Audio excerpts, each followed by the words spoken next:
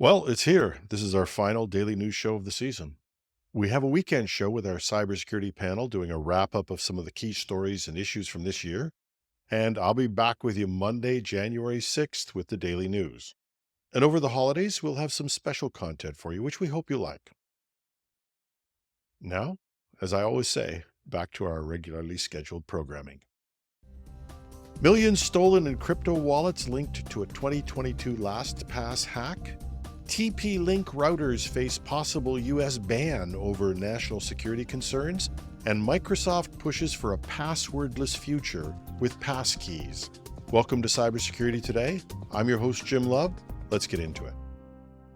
The fallout from the 2022 LastPass breach is far from over, with millions of dollars in cryptocurrency stolen from victims' wallets. This week, blockchain analyst Zach XBT reported an additional $5.36 million stolen from 40 crypto wallets. These thefts, he claims, are the latest in a string of attacks tied to the massive LastPass breach. The original breach allowed attackers to access both encrypted and unencrypted data, including API tokens, multi-factor authentication seeds, and encrypted password vaults. While vaults were protected, weak or reused master passwords could be brute forced, potentially exposing sensitive information like cryptocurrency seed phrases. And this isn't an isolated incident. In October 2023, $4.4 million was stolen, followed by $6.2 million in February 2024. Overall, over $35 million was reportedly taken from 150 victims linked to the breach. Zach XBT warns, if you believe you've stored your seed phrase or key passes in LastPass, migrate your crypto assets immediately. Security experts continue to stress the importance of unique, strong passwords and recommend biometric authentication tools for additional protection. LastPass maintains it has found no conclusive evidence directly connecting these thefts to a breach. However, these ongoing incidents underscore the risks of weak password management, and the lesson is clear. Even encrypted data is only as secure as the passwords protecting it. TP-Link, the dominant router brand in the U.S., could soon face a ban over a national security concern. Federal investigations by the Department of Commerce, Defense, and Justice are scrutinizing the Chinese-made devices, which have a history of vulnerabilities and potential misuse by state-backed hackers. TP-Link holds 65% of the U.S. market for home and small business routers, with 11 of Amazon's top 20 best-selling models, including the popular AX3000 and AX1800. However, the router's affordability and popularity come with risks. Microsoft recently identified TP-Link devices as part of a botnet, dubbed Covert Network 1658, used in sophisticated cyber attacks against Microsoft Azure customers, including U.S. Defense Department suppliers. The concerns aren't new. TP-Link routers have been implicated in several cybersecurity incidents, including the Mirai botnet attacks and cases of custom malicious firmware infections attributed to Chinese state hackers. This year, a critical vulnerability in the Archer C5400X router earned a maximum CVS score of 10.0, highlighting the ease with which attackers could gain full remote control. The Justice Department is also probing TP-Link's pricing strategy, suspecting that selling routers below manufacturing cost could be part of an anti-competitive practice.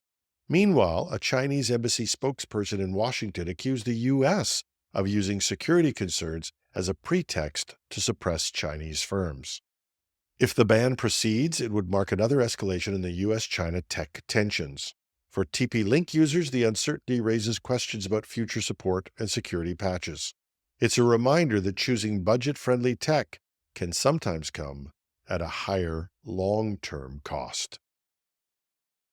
And Microsoft is doubling down on its vision for a passwordless future, promoting passkeys as safer and easier alternatives to traditional passwords. The company revealed in a recent blog that it blocks 7,000 password attacks per second, nearly double the volume from last year, and faces a 146% increase in phishing attacks annually. Passkeys offer a significant security upgrade by storing private encryption keys on local devices such as phones rather than on servers vulnerable to breaches. They eliminate the need to type credentials into websites, instead relying on biometric authentication such as fingerprints or facial recognition. This makes them resistant to phishing attacks, as hackers would need both your device and your physical presence to gain access.